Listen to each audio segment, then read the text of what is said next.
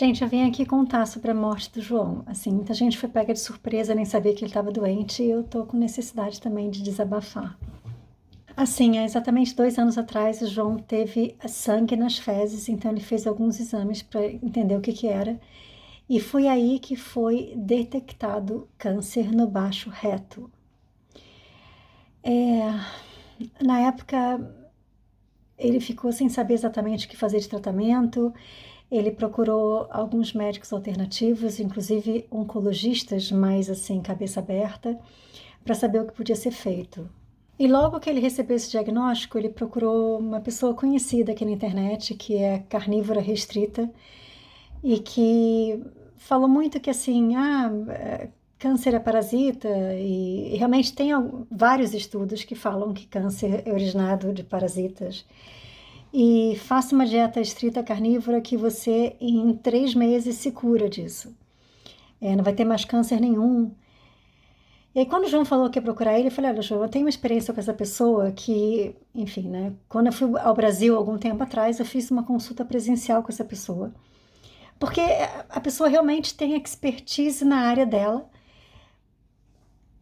na linha dela, né? E foi uma consulta onde a pessoa passou 1 hora falando só dela e quanto que ela era fodona e o quanto que, assim, ser humano tem que comer só carne. E eu não fui lá para pedir uma dieta carnívora. Eu queria que a pessoa analisasse meu corpo e me desse um parecer, me ajudasse com aquilo. Mas a pessoa tem um ego tão exacerbado, fica falando dela o tempo inteiro na consulta. E eu falei isso pro João, falei: olha só, João, eu tenho essa experiência com essa pessoa, tem um ego bem exacerbado, entendeu?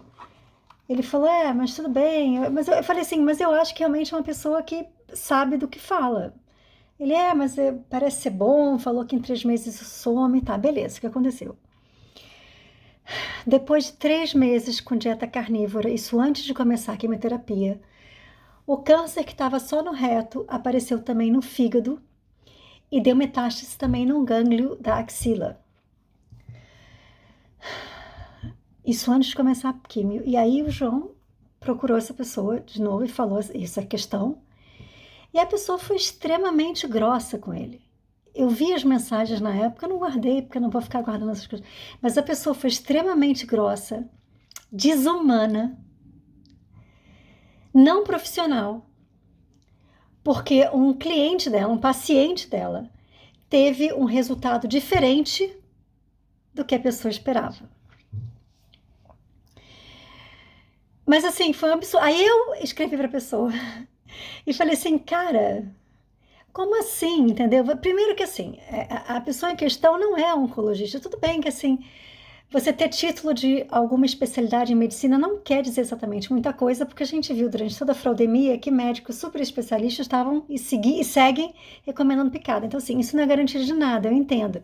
Mas a questão é, a pessoa em questão não é médica, não tem formação em medicina. Acho que tem a medicina germânica, uma coisa assim, que é uma coisa... Tudo bem, eu até entendo que a alternativa às vezes é melhor do que o tradicional. Mas a pessoa não é oncologista, porque o que acontece assim, é que quando a pessoa tem uma especialidade, ela viu muitos casos naquela especialidade. Então, tem mais parâmetros de comparação, sabe mais, tem mais sacação da doença, entende? E ficou esse impasse. A pessoa, inclusive, na época me mandou, tipo assim, uns 200 artigos de pesquisas científicas ligando câncer a parasita. Beleza, não estou dizendo que não é isso. Mas a questão é, a pessoa foi extremamente desumana. Quando eu li as mensagens essa pessoa, que é ele, mandou pro João na época, eu falei assim: não tô acreditando nisso. Tipo assim, que escroto, que escroto.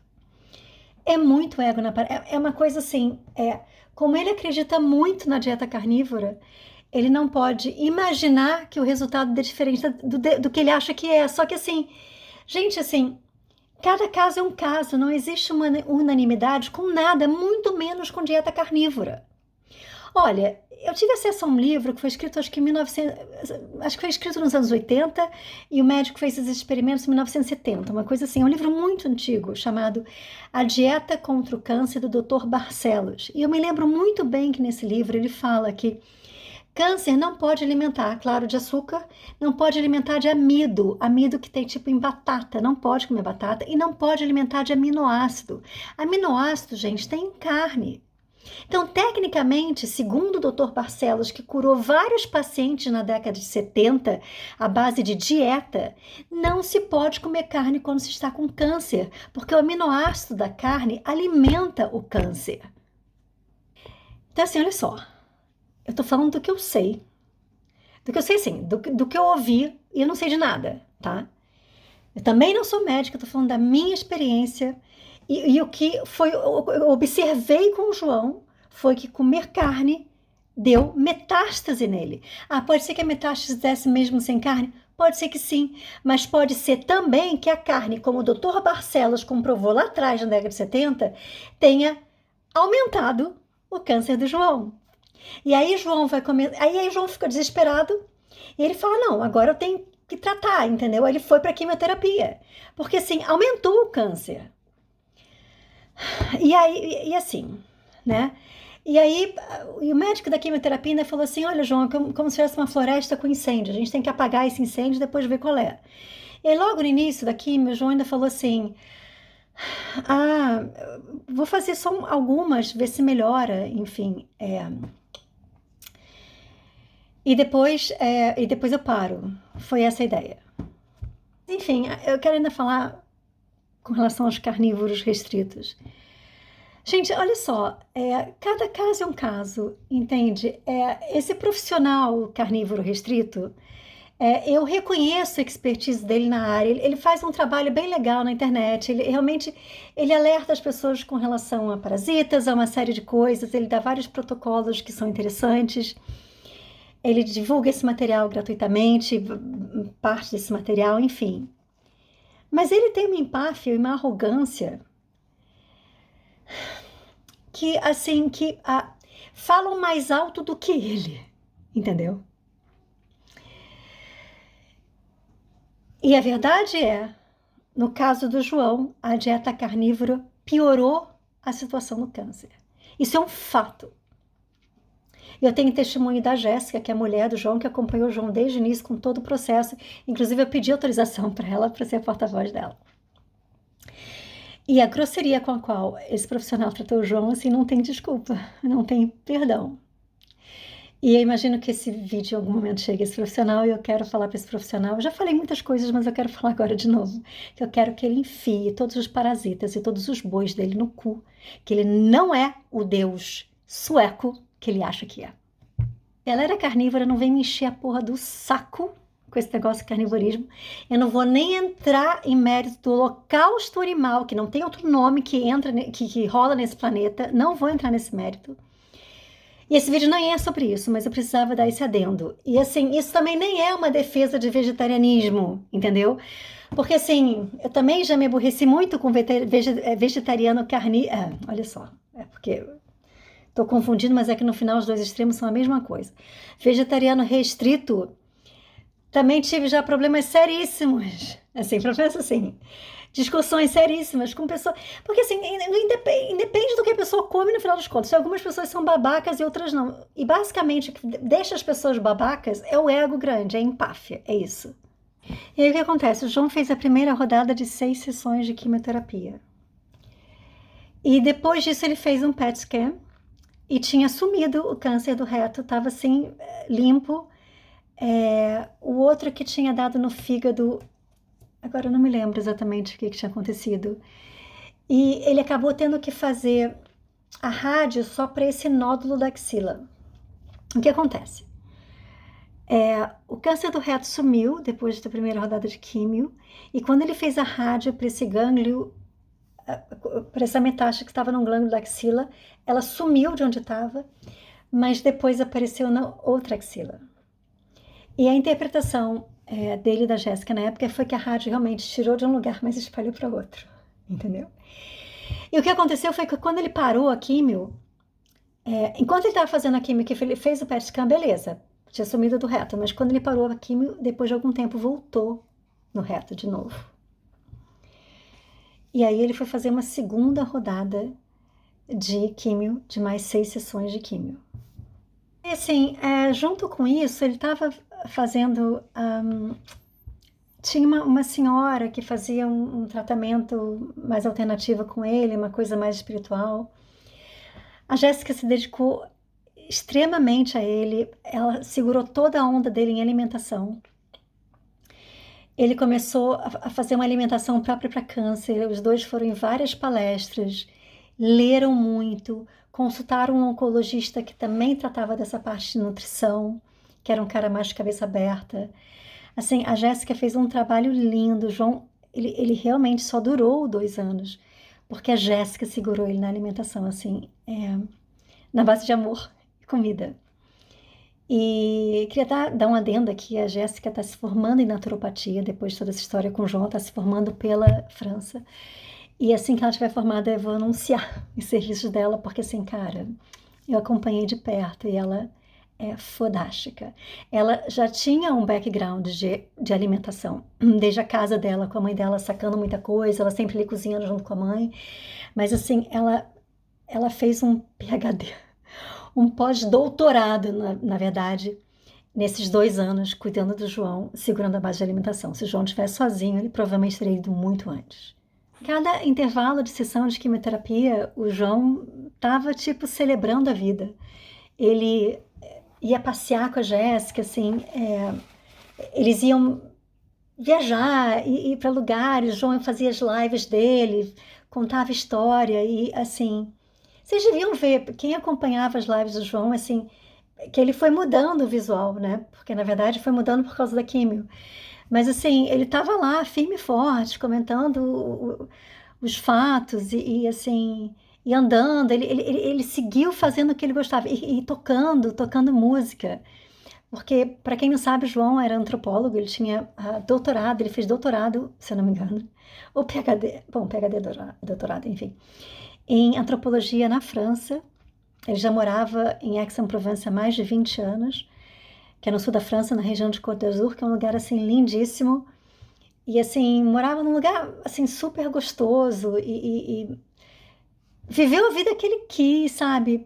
Ele falou que na época que ele estava na universidade, ele tinha a bolsa do doutorado para fazer pesquisa de antropologia. Então ele viajou o mundo inteiro, foi para a África e para vários outros lugares para fazer pesquisa de antropologia. Então, assim, foi muito legal. Ele falando, ele contando isso, né, daquele jeito dele.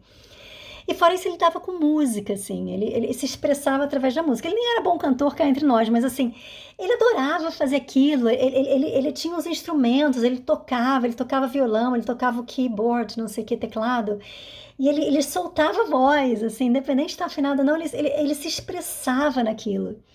Ele curtia, assim, o João foi um cara que, assim, viveu só 56 anos ao final, mas ele se expressou, ele curtiu a vida, ele vivia no lugar que ele queria, assim, com as pessoas que ele queria, ele convivia com quem ele queria, ele fazia o que queria, ele curtiu. Foram 56 anos bem vividos, isso vocês podem ter certeza. E aí, assim, durante a quimioterapia, ele fazia os PET scans e, assim, parece que no início sumia e depois, quando parava a quimioterapia, voltava. Eu não sei exatamente os detalhes, eu não quis acompanhar muito esses detalhes, sabe? Eu te confesso. Mas assim, eu vos confesso, mas assim,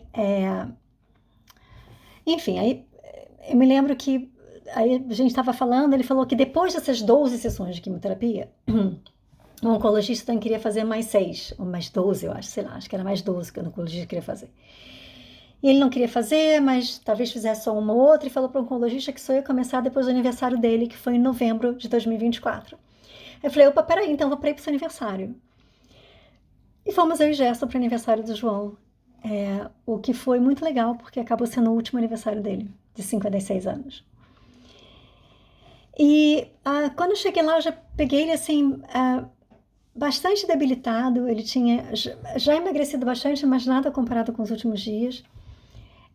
Ele estava sem fôlego já, estava mais cansado, não conseguia ficar muito tempo sentado, assim.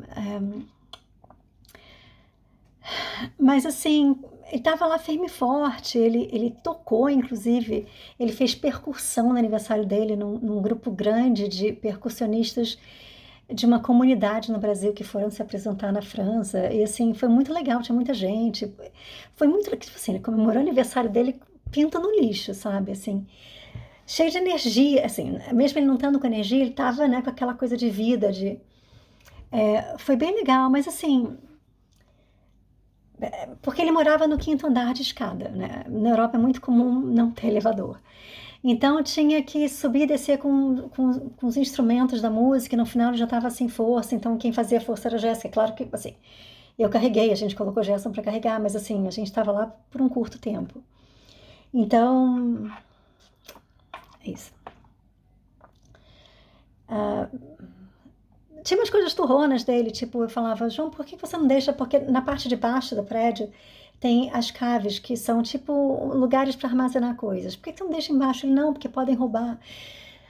Mas enfim, naquela altura do campeonato, nem ele nem Jéssica tinham condições de ficar subindo e descendo com o equipamento. Dane-se que roubassem, era melhor o equipamento ficar lá embaixo do que eles fazerem esse esforço. Então, assim, tinha umas coisas assim meio turronas nele, entendeu? Inclusive, no final assim, né? Quando ele descobriu que a dieta carnívora não dava para ser, a Jéssica acabou convencendo ele a fazer aquela dieta cetogênica, até porque eles foram nesse oncologista, nutricionista também que eu falei. E ele estava fazendo uma dieta cetogênica, mas com muita coisa natural germinada em casa, etc, etc. E a Jéssica conta que foi difícil para ela introduzir vegetais na vida dele, porque ele era tão contra essa agenda 2030 globalista, querendo que todo mundo coma carne sintética e seja vegetariano, que era difícil para ele aceitar comer vegetais.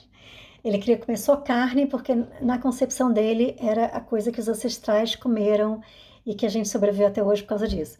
Mas gente, vocês têm que lembrar que os nossos ancestrais comiam uma carne que era assim fresca, que vivia feliz, entendeu? E que foi morta em igualdade de condições, entendeu? Não era essa covardia que rola hoje em dia, uma carne estressada, cheia de química, enfim, né?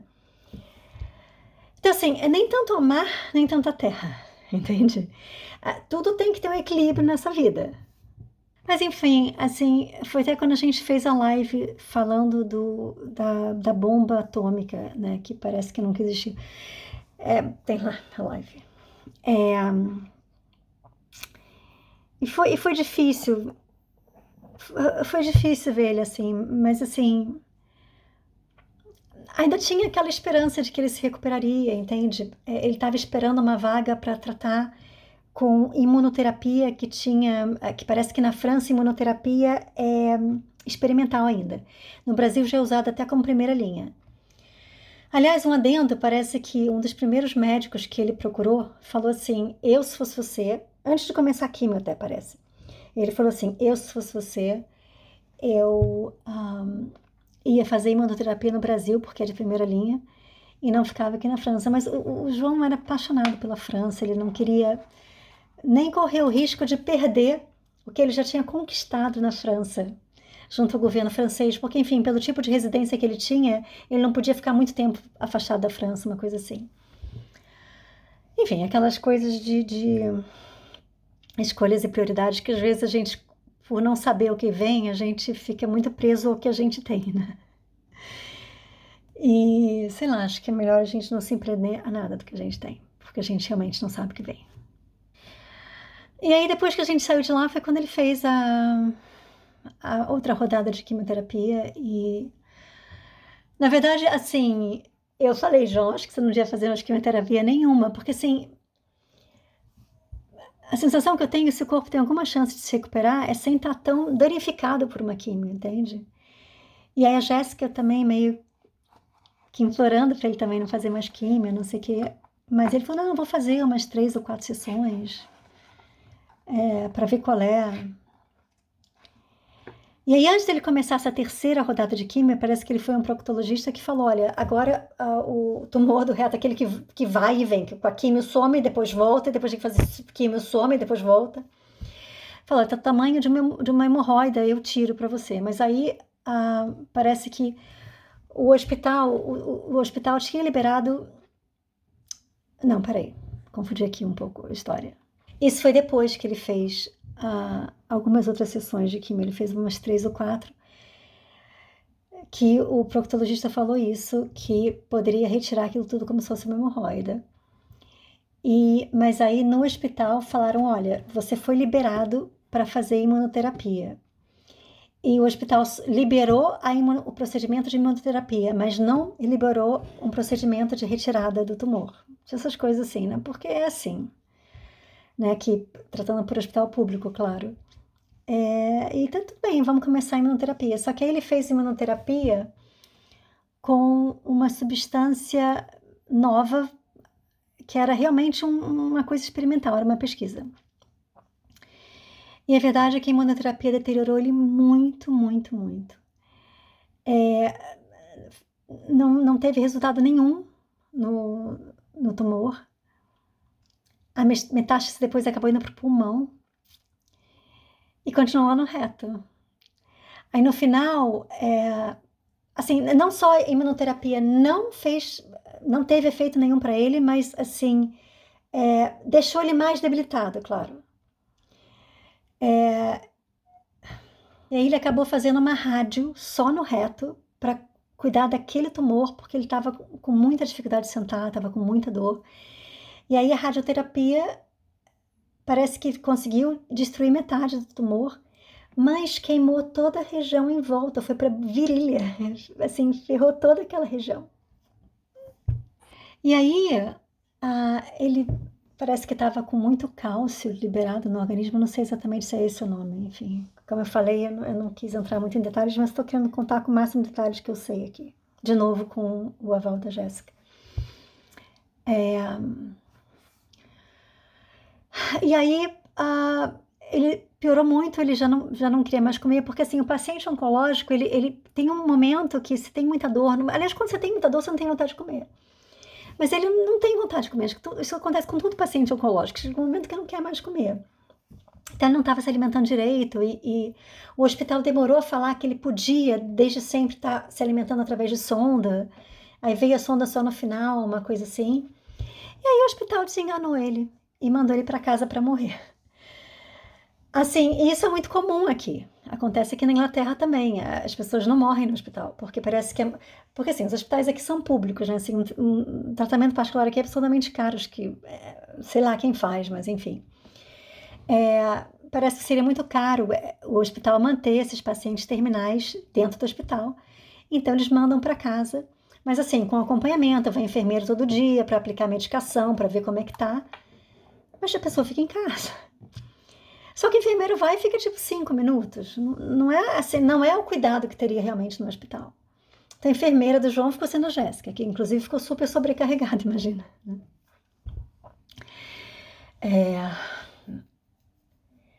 E aí, assim, a Jéssica ficou desesperada, porque ela falou, gente, como assim? Né? Assim, todo aquele esforço deles e de repente o hospital desengana, manda para casa para morrer, e eles foram super frios nessa comunicação, inclusive. O João se sentiu traído, porque enquanto ele ia participar do tal experimento com um componente novo, estavam tratando ele super bem na bandeja, de repente, quando não deu certo para ele, ele foi descartado praticamente, estava mega se sentindo traído. E assim, diga-se de passagem que antes dele começar a imunoterapia, a Jéssica tinha lido sobre imunoterapia e ela já tinha implorado para ele não fazer imunoterapia. Parece que a imunoterapia ela foi desenvolvida para tratar de pacientes com AIDS e agora está sendo adaptada a pacientes com câncer. Mas o João tinha uma característica de ser turrão. Ele não ouvia muitas pessoas, nem a mim ele ouvia. Ele me deu várias broncas, mesmo estando ali moribundo na cama. Eu levei várias broncas. Ele tinha uma coisa de não ouvir. E não era só o outro que ele não ouvia, eu sinto que ele tinha uma coisa de não ouvir o próprio corpo, de não se ouvir. Bom, quando ele foi desenganado, a Jéssica me ligou, assim, o Dani não tá dando conta, né? Porque assim, ela não queria passar aquilo para ele, assim. E aí eu fui para lá, então assim, a última semana deles na França, eu tava com eles lá. E aí qual foi o movimento? O movimento foi vamos pro Brasil, vamos tentar ver se dá para fazer algum tratamento no Brasil. Na verdade, assim, Quando eu cheguei lá, pelo estado do corpo dele, me parecia muito difícil uma recuperação. Muito difícil. Só um milagre, assim. Eu super acredito em milagres, mas eu também acho que milagres precisam de um grau de fé e de amor incondicional. Independente de religião, independente de crença. E, assim, não necessariamente você consegue desenvolver isso no final, entendeu? É uma coisa que... Porque assim, eu entendo que nesse mundo, muitas vezes, é difícil ter fé mesmo, entendeu? Assim, você tem que praticar aquilo. No final, o João estava assim, não, vou me curar, vou para o Brasil, vou me curar, vou conseguir tratamento lá, vou me curar. Mas assim, não condizia nem com o que o físico dele dizia. E aí ele se alimentou um tempo de sonda e depois, assim, quando eu cheguei lá essa última semana, ele conseguiu ficar sem sonda, até porque nessa última semana foi o casamento deles, que estava marcado para o dia 24 de março. E a Jéssica falou para mim assim, Dani, eu sei que ele vai sobreviver até o dia 24 de março, porque ele tá com essa data do casamento muito na cabeça dele, não quer mudar a data, ele faz questão. E é como se ele tivesse um objetivo de vida, e eles iam se casar, entendeu? Assim. Mas ela falou, tô com medo depois, tô com medo depois. E aí fizeram um movimento de voltar para o Rio de Janeiro, que é onde tá a mãe do João, que tem 82 anos, se eu não me engano, e a filha dele também, que tem 24, eu acho. E no movimento de tentar um tratamento e de também não passarem por aquele momento os dois sozinhos. E nesse estado super difícil para o João, assim, eles foram para o Rio. Viajaram de classe executiva, eu só estou dando esse adendo porque não tinha como o João ficar sentado, né? Nessa tentativa de acolhimento da família, porque ele tem inclusive parentes no Rio, né, primos, tios, e também de acolhimento médico. E foi difícil essa viagem. O João falou essa decisão mais difícil que eu já tomei na minha vida, porque sair da França para ele era uma grande questão. Ele não queria sair da França, ele tinha um tipo de residência que tinha que renovar sempre, ele não sabia se ele ia conseguir voltar, enfim. Foi muito difícil para ele isso. Mas ele foi em busca de tratamento.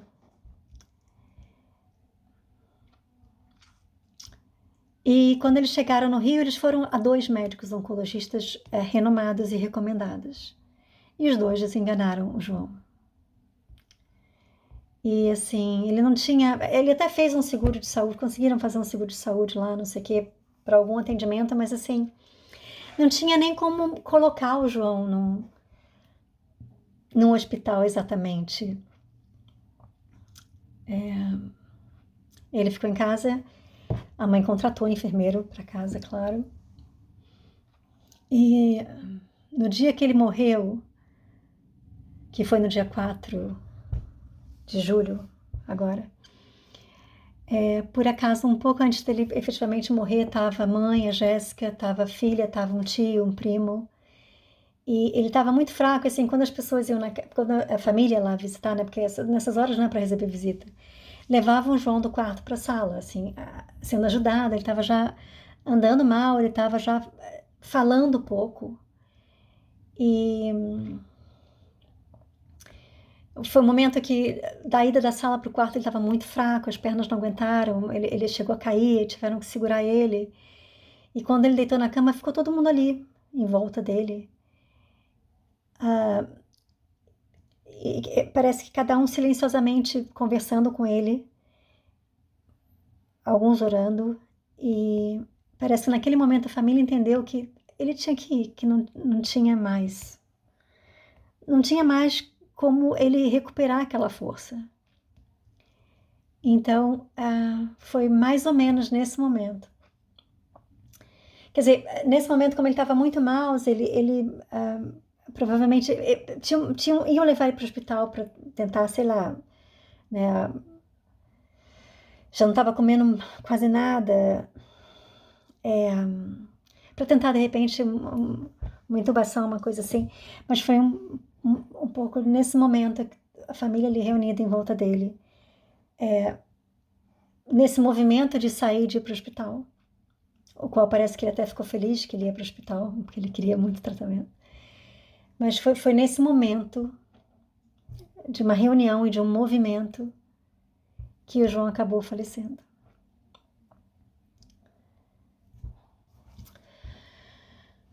Ele sempre falava contra a cremação, mas acabou que ele acabou sendo cremado porque foi o que deu para fazer.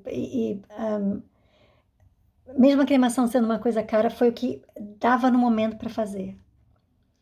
E as cinzas dele foram jogadas no Jardim Botânico do Rio de Janeiro, que era um lugar que ele adorava ir quando ele morava no Rio. Mesmo não podendo, tá? Isso é segredo. E nessa última semana deles na França, que eu tava lá, assim, eu fui para lá porque assim, tava só muito João e Jéssica, né? E eles decidiram ir para o Brasil e eu fiquei lá com o João para a Jéssica poder ir para a rua, resolver algumas coisas que ela tinha que resolver na França para poder ir para o Brasil. Basicamente foi isso. E o João, já com muita dificuldade de falar, ele às vezes dormia no meio, assim, dava uma cochilada no meio da conversa, mas ele não queria cochilar porque ele queria falar, ele queria conversar, porque isso é uma coisa que movia o João, nessa coisa de falar, de conversar, Ele contou dele na África, contou que ele tinha entendido que por trás de tudo nesse mundo tinha a parada do zionismo, sabe, essas coisas assim.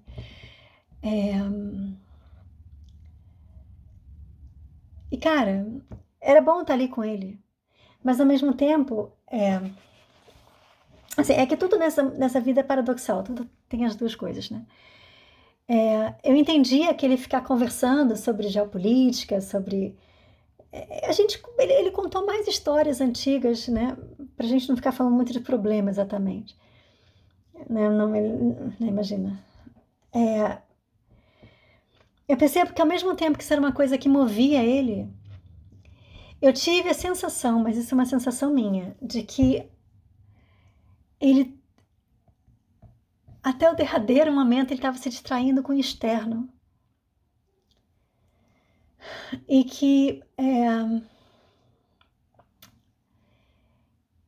ele não estava exatamente em contato com o corpo dele. Mesmo quando o corpo pedia para dormir, ele queria ficar acordado conversando, não sei. Na minha percepção, o João não morreu de Matrix, porque foi atacado pela Matrix. Na verdade, assim, né? Todos nós morremos de Matrix em determinado momento, porque assim, essa vida é tão insana que a gente vive aqui, é tão não saudável, que isso é que adoece a gente, no final das contas. Mas assim, eu não acho que ele foi atacado porque ele estava à frente de nada, não é isso. Eu acho que ele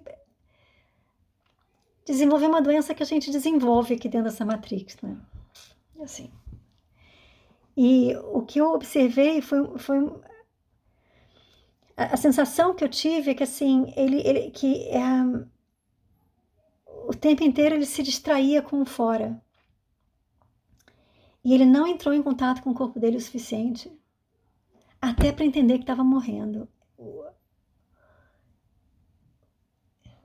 E depois, pelo que eu entendi, mesmo chegando no Rio, parece que o João não entendeu que ele estava morrendo. Ele não entendeu ele não queria sentir, ou sei lá, o que fosse o processo dele. É como se ele não tivesse ouvido o corpo dele. E assim, o João, ele tinha uma característica de ele não ouvia muito o outro. Assim, se você estivesse conversando com ele sobre geopolítica, ele ia te ouvir. Ele queria trocar conhecimento, essas coisas assim. E ele realmente foi extremamente generoso com isso, porque ele tinha uma sacação, assim, a capacidade dele ligar pontos era ímpar. E ele generosamente sempre compartilhou isso com a gente. Mas eu fiquei com a sensação que talvez ele não fosse tão generoso com ele mesmo, em termos de trabalhar algumas questões dele, dentro dele. Porque é difícil mesmo, e a gente faz isso, né? A gente faz isso. O João vem de uma família, como eu também venho, por isso que eu posso falar. Aliás, o João é uma das pessoas com as quais eu mais me identificava em tudo, no jeito, até na coisa descabelada que aparecia na internet, entendeu? No jeito despojado, enfim, na fala, na linguagem e até na história. Assim, o João veio de uma família, assim como eu, guardadas as devidas proporções, claro, onde o amor não imperava de uma forma pura, vamos dizer assim, entendeu?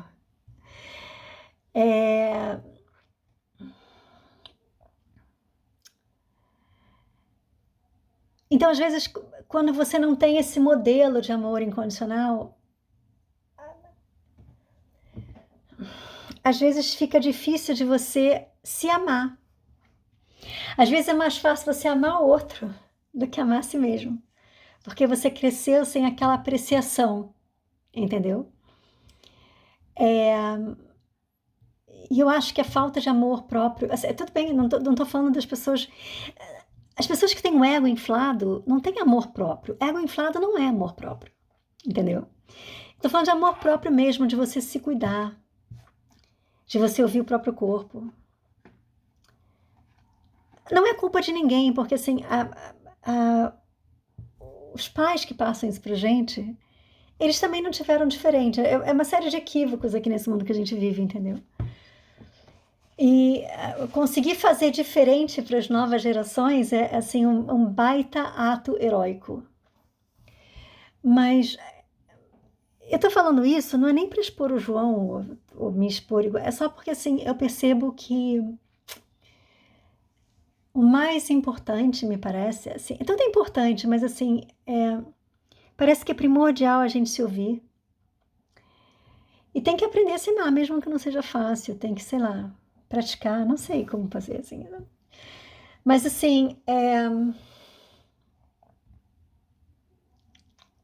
o João amou as pessoas na generosidade dele de compartilhar o brilhantismo dele, vamos dizer assim, né? Mas eu sinto que faltou um certo cuidado com ele próprio, para se ouvir. E acho que talvez só se ouvindo que você talvez consiga ouvir as pessoas certas, porque houve uma série de equívocos, eu diria. Tipo, o equívoco de consultar um cara egóico lá atrás com o negócio da carne. Um equívoco de não ter ouvido o primeiro médico que falou, olha, se você ia fazer no Brasil,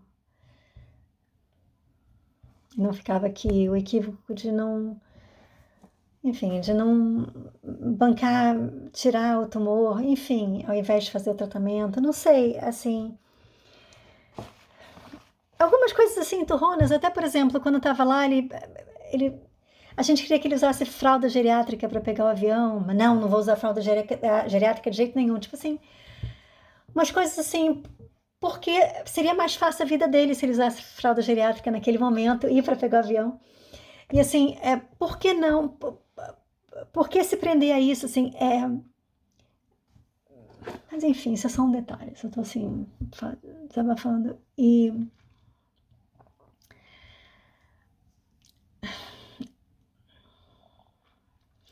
é isso, gente.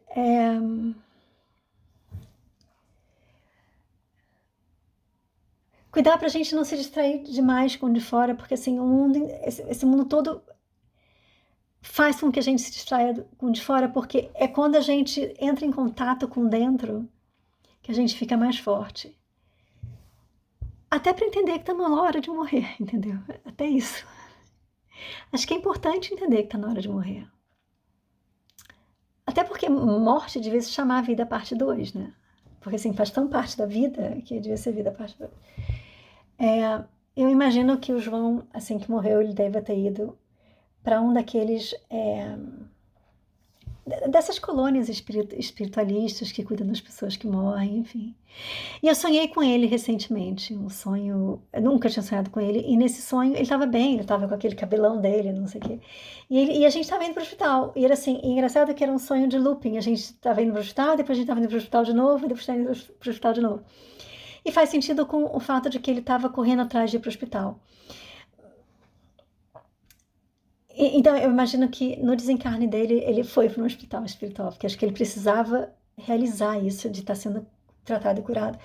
Mas outra coisa que eu percebo é que eu percebi muito o João delegando o tratamento dele. Ele queria o hospital, ele queria que de fora cuidasse dele. O tempo inteiro, o tempo dele, ele meio que cobrava da vida que alguém curasse ele.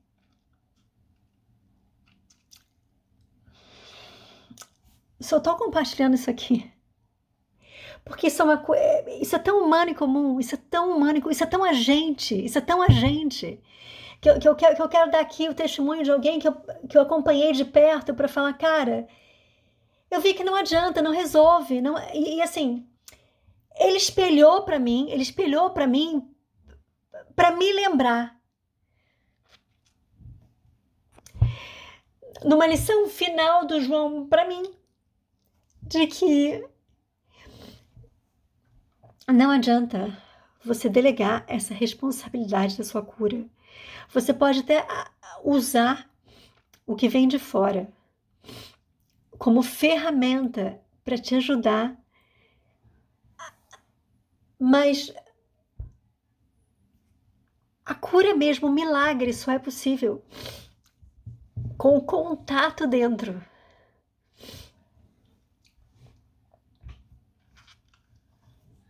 Eu fiquei muito impressionada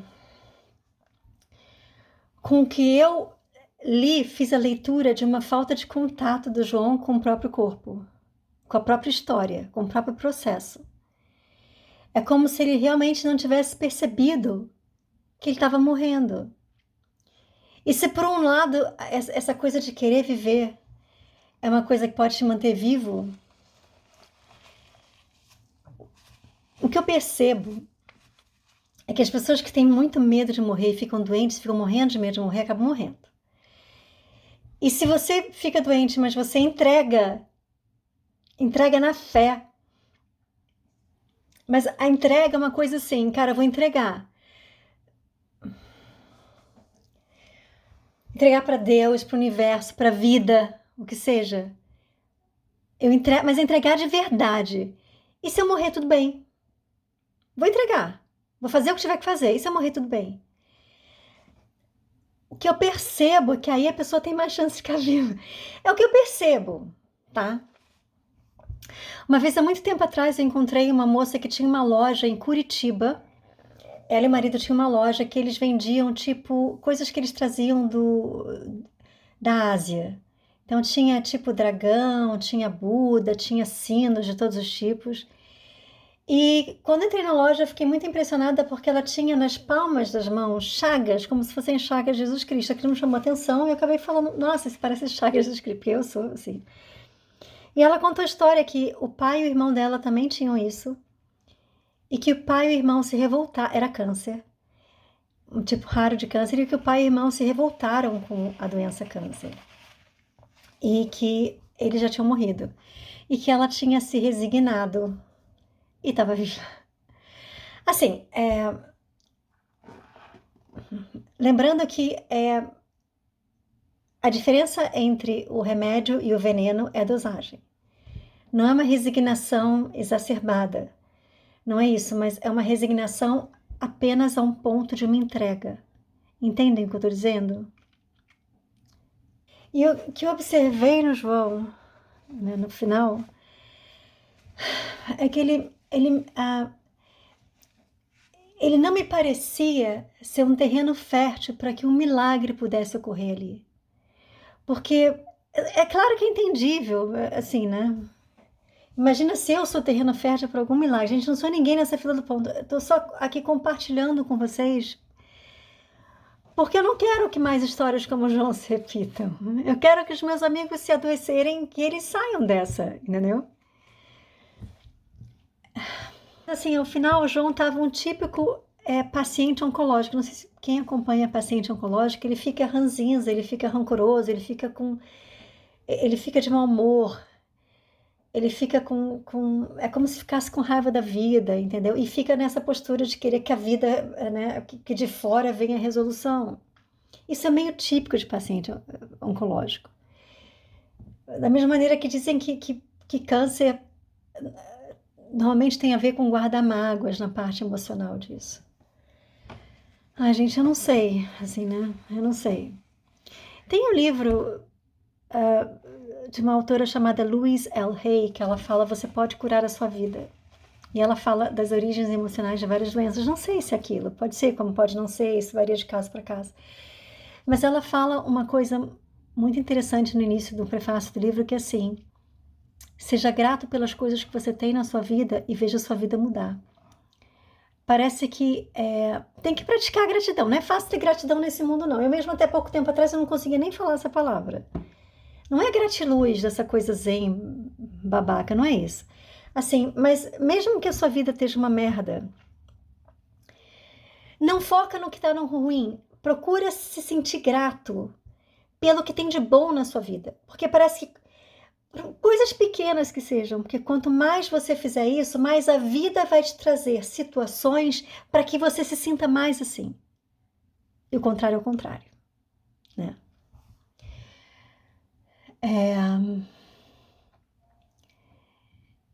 Então,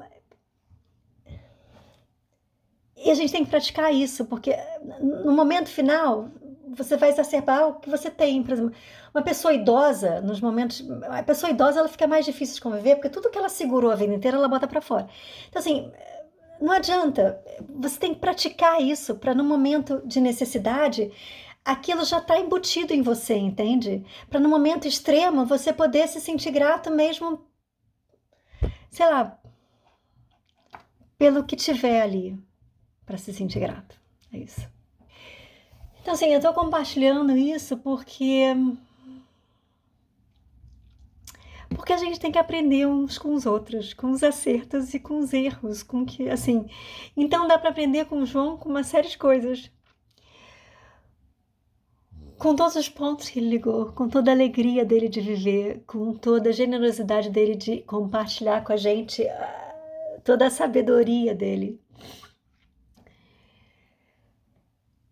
Pelo fato dele ter vivido o que ele queria, no lugar que ele queria, de ter curtido a vida dele. E também aprender com os erros dele. Talvez uma falta de pouco contato com seu próprio corpo, que traz questões internas. Aprender até com esse erro. Assim, a gente tem muito para aprender com o João, no bom e no ruim. E isso é de uma beleza enorme, e isso é... A nossa relação aqui humana nessa terra é assim, entendeu? Uns espelhando os outros, uns aprendendo com os outros, e assim...